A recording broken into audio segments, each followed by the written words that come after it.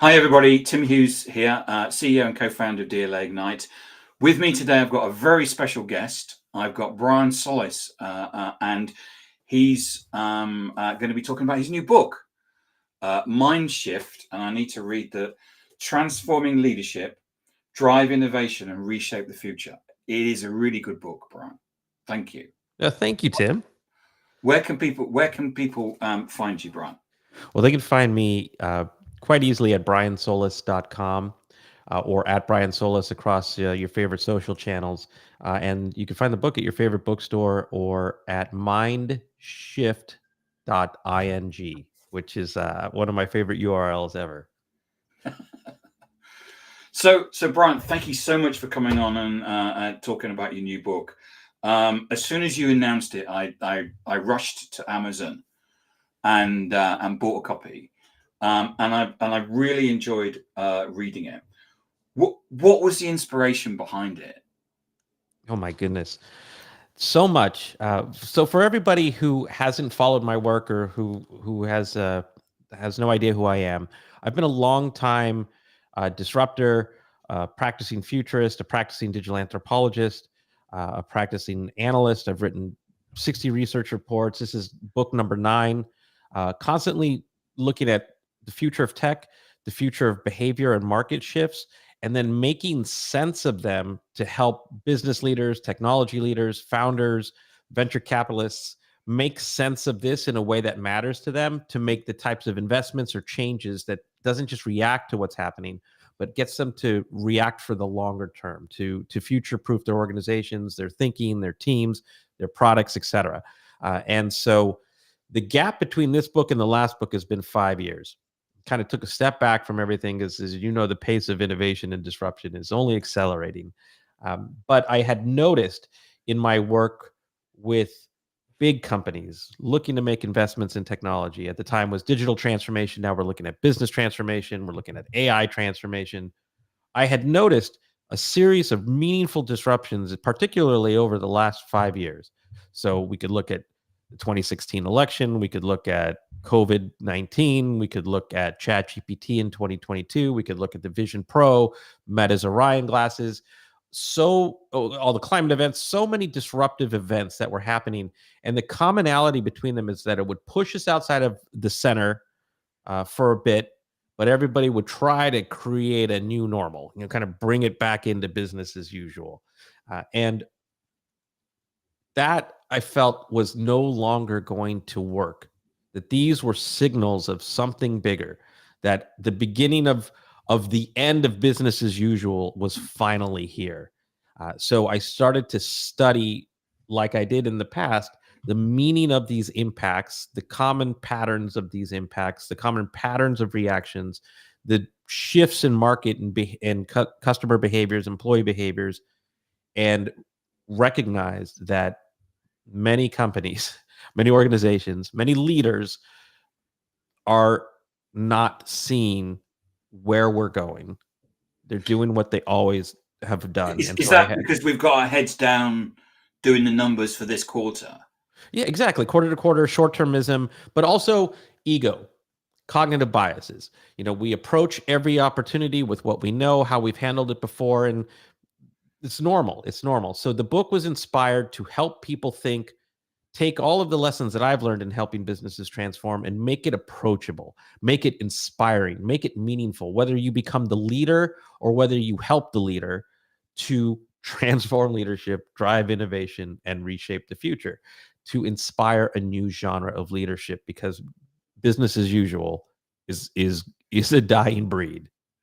Because I think I have a lot of people on here who've written leadership books, and they're very good. But as you say, it's about leadership as business as usual. We're going to do a transformation, isn't that interesting? Whereas what you're doing in what you do within the book is immediately explain to people the fact that that isn't good enough anymore. What are you seeing now? What for you is defining leadership? How would you define leadership? Here's just a basic answer to that, and just to get people as you were saying at the beginning of the book, just letting them know it isn't just that leadership isn't going to work anymore. The reality is that if you look at all of those disruptions over the last 5, 6 years, they're accelerating faster than leadership frameworks. They're accelerating faster than pilots. They're accelerating faster than any kind of transformation. And leadership is to recognize these net new patterns and to mobilize efforts to understand, test, learn, grow. And there has to be two types of investments under this new regime of leadership. One is learning and unlearning and experimenting, right? And the other is taking these insights and adapting them to what you do today to progressively and iteratively improve while you're looking at the opportunities to augment what you do, whether that is in an entirely new trajectory, whether that's unlocking new value, but also mobilizing and inspiring and motivating people through this culture of openness, open-mindedness, experimentation, learning, unlearning, empathy, and curiosity, imagination, critical thinking, and the empowerment, the psychological safety to be able to move and operate in these new directions. So we're looking at an iteration innovation opportunity where leadership frameworks have to invest in both, creating a culture of this opportunity for people so that we're not just re-incentivizing or motivating people to try to do different things within the realm of business as usual. I know that's a really big, complicated answer, but Yeah. essentially it's taking a new mindset, hence the title of the book, and allowing yourself, giving yourself the permission to see what you're not seeing today and to explore what you're not doing today as a means of iterating and innovating forward and bringing people along for the ride that want to be there. Yeah, because in the beginning of the book, in chapter 5, you talk about fixed mindset and growth mindset, which I would expect you to talk about. But you also talk about in the chapter before that the beginner's mind. So this is your vision around we kind of need, because we deal with people all the time that say, yeah, we did this 20 years ago, so it'll still work. Right, right. And that as you know is a cognitive bias, and it's a position of safety that because they did it 20 years ago, they feel it will work today. But in effect, what you're talking about is about, you talk about biases, but you also talk about that we have to unlearn, don't we? I mean, who would have thought that AI was ChatGPT was only launched 2 years ago, Oh, and now it's a yes. fundamental part of society and the way that we do business. Look, I've created my own GPT based on on this book, my books, my research, my articles. I can have conversations with myself. It's Yeah, fascinating. And what what I don't do is ask it to do what I would have done. right. I ask it what I'm not thinking about, what I'm Yeah, not doing. I ask it to compare myself to what other innovators faced in their dilemmas or in their opportunities. But this is on page 124, where what you described is what modern leadership is built on. It's sort of inspired by a quote by Donald Rumsfeld around the known unknowns and etc. But the yeah, center of that circle is what you know. And this yeah, is where leadership exists today. And yeah, this is where cognitive biases come in. This is where egos come in. And the circle, the perimeter outside of what you know is what you don't know. And yeah, this is where most leaders operate today. There's what I know, my experience, my leadership, my gut. What I know I don't know, that's my boundary. That's my comfort zone right here. But outside of those two is what you don't know, you don't know. This is what AI has unlocked. This is what spatial computing is unlocking. This is what ambient computing is unlocking. This is what where the world is headed is I don't know what I don't know. Therefore, I will sink back to the center of what I know and operate from here because it gives me confidence, strength, validation. You name the word that you need for comfort in order to not have to navigate uncertainty. Yet, uncertainty is the new normal. And that's the part we haven't embraced yet. And so what a mind shift starts with is to first recognize that there is opportunity in uncertainty. And the framework of the book walks you through how to make the unknown tangible, how to explore the unknown, how to then experiment in the unknown. So what you're doing is creating a new what you know, a new center of reference that becomes agile, becomes open, it becomes creative, it becomes imaginative. And then in the later parts of the book, it explains then how to take that journey and tell the stories, share the lessons, share the insights, translate trends into something that people not only feel that they can believe in, but they can see themselves in it as well, borrowing from Disney and Pixar. But that's what we're talking about, that new leadership to operate in a realm of uncertainty and to make the unknown more known. Because you as the next chapter, you actually then itemize a framework which you've used in the past to actually actually work through how to prioritize, how to look at trends, how to analyze trends. In a way, you've taken your IP and put it in a book for everybody to have access to. Yeah, said another way, absolutely. Except we cut out 100,000 words from this book, so there's even more IP, but we wanted to make it practical. This works, and I want to give you an idea of what this means. So this, for those who don't know, I have spent my entire career advising CEOs of large organizations, boards, but I have also helped to launch probably over 1,000 startups in my time. And if you think about the relationship between a founder and a venture capitalist, this is a relationship that is essentially operating in the unknown. Somebody has an idea to fix an existing problem. Maybe the market doesn't exist, or to invent a new thing. That market doesn't exist. And a venture capitalist has to look at that idea and start to make it tangible. What does the market opportunity look like? What does the opportunity cost look like if we don't do these things? What does an investment look like? Time for that investment to materialize, time to value, and then how do I get to 10, 100, 1,000x return? Yeah. And they have methodologies and frameworks for this, and this is where I used to operate every day. And as an analyst, understanding these emergent trends, what does it mean? What does it mean to this person? What does it mean to this market? These are the frameworks that just help you exercise parts of our everyday activities that will help us navigate the future today. So not only do they work, but they actually open up new ways of thinking, new ways of leading, and new normals that help people not just adapt, but get ahead of things so that they can thrive now as the future materializes.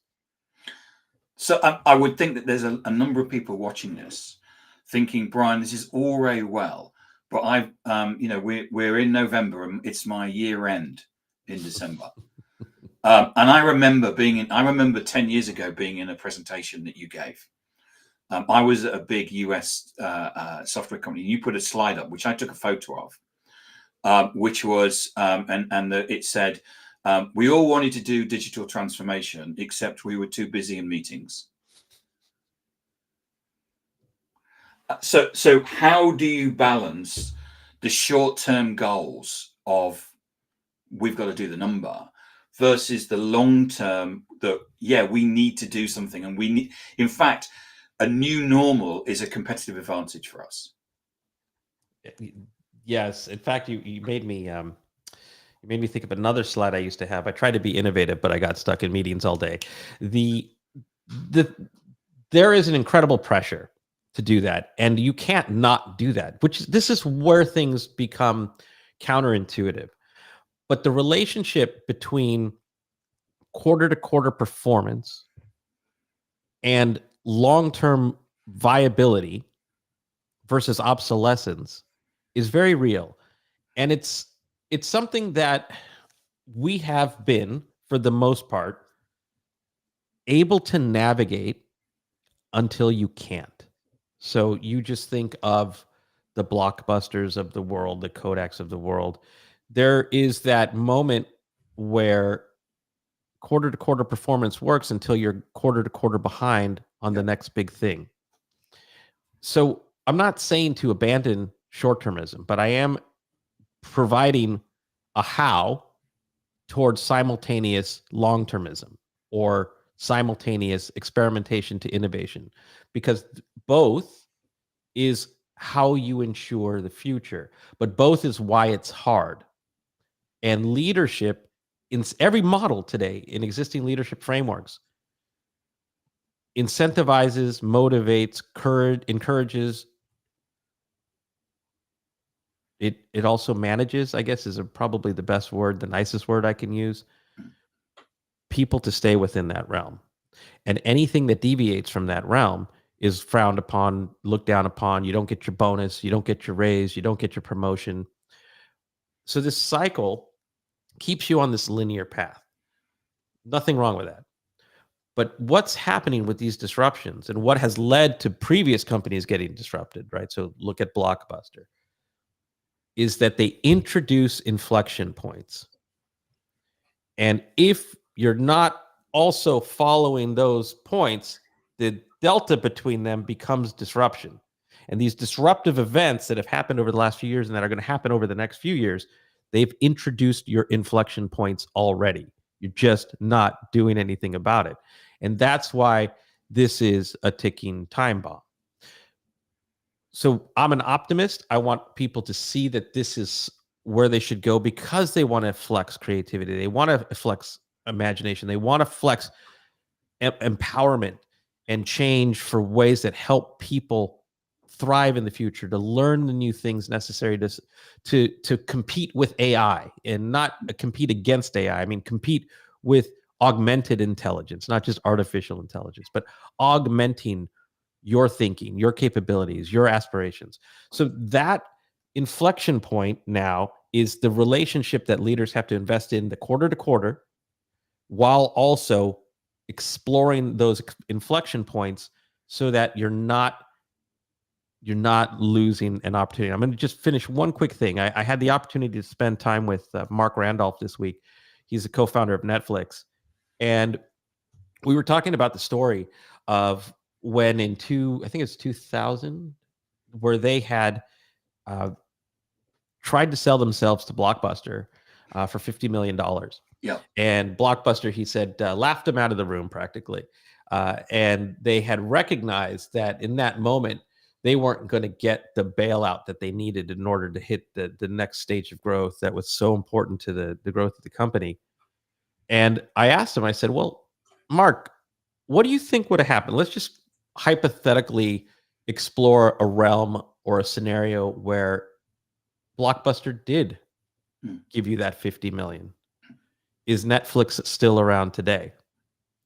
And the answer was no. No. And the answer was no, because you would have taken an innovative idea and an opportunity and put it into the leadership framework of quarter to quarter performance, and you wouldn't have been able to explore the inflection points.